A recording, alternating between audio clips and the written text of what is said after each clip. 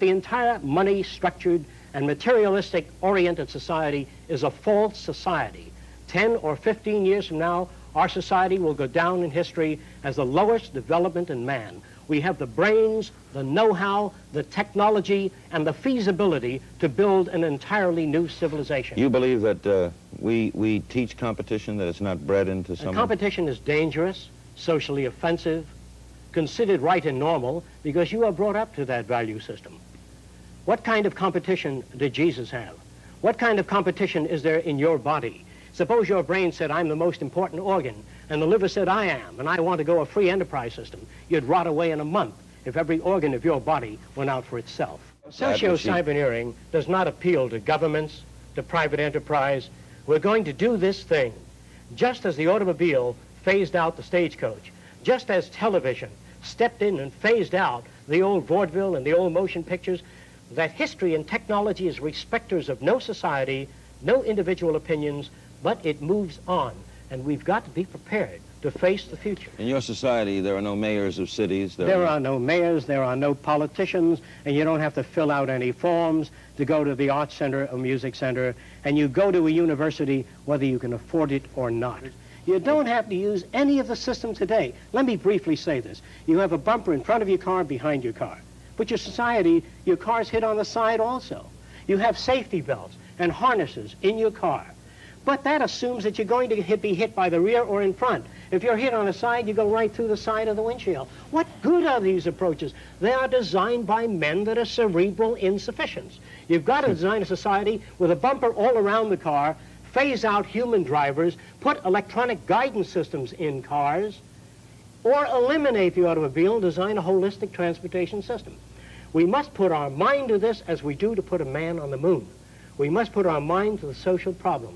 We wish to get away from politics. We wish to get away from the old world method of solving problems. This is clean sources of power.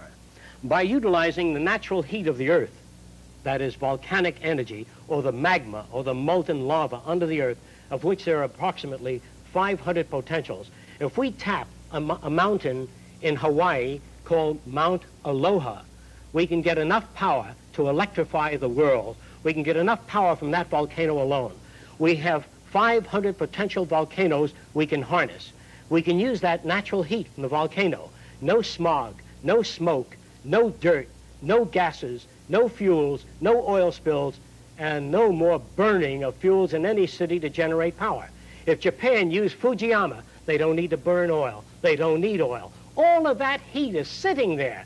20 million years of power right under the Earth's surface. In fact, you don't even need to use fusion power or nuclear power. And it's easy to tap, and it's clean and available. As soon as we make up our minds to put scientists, rather than on weapons, nerve gas, on harnessing the Earth power that is already here.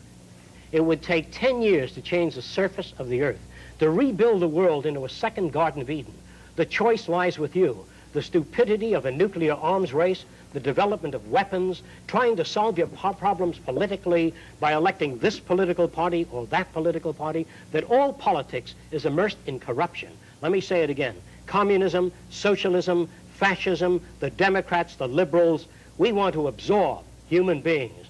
Women's lib, all organizations that believe in a better life for man. There are no Negro problems or Polish problems or Jewish problems or Greek problems or women's problems. They're human problems. To come into socio-cyberneering and take your part and function. We are not concerned with the divisions of segments of society. No control of population? Population control is dependent upon education. We feel an educated population needs no control. You wouldn't stop sex? No, sir. Good move, Jacque.